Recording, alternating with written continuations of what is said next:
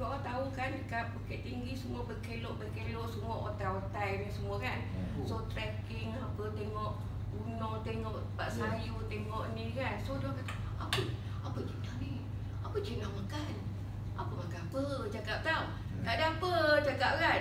Kali kuatnya kita orang ni, tertongkat cik. Elok je bawa beg apa semua. Kata ni lah. Minum kopi je cakap. Kopi apa? Kopi Lindsay cakap. Ni nak kanak ni dah. Usia berapa? 68. Masih muda. Lebih kurang 5 bulan. Acik dah minum kopi Lindsay ni. Siapa yang Cik Akak? Saya Kak Asnah ni dah minum. So far so good, healthy. Sebelum ni memang Kak dah bekerja apa semua, memang apa ni trekking, naik gunung apa semua tau. So bila dah tak bekerja ni, terbenung aje lah dekat rumah kan. So since ada orang offer pula yang minum ni, so aktif balik. Bila aktif balik, so boleh housewife lah apa semua, buat rumah pun.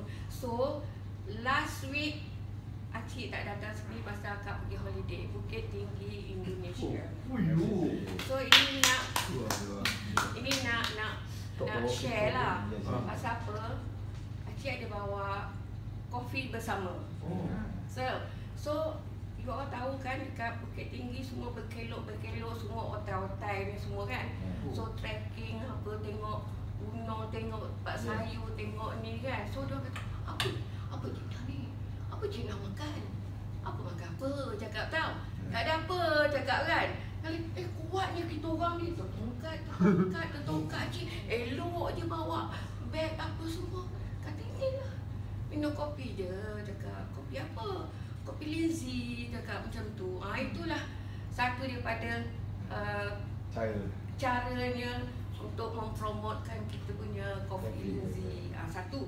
Lagi satu, meanwhile nak pergi tu, Akak ada apa? Thalassemia, apa nama yang gatal-gatal tu? Eczema.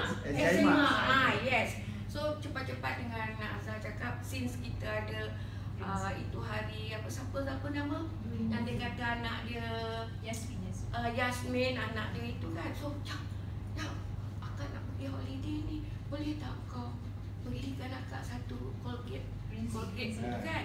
So toothpaste, yes, toothpaste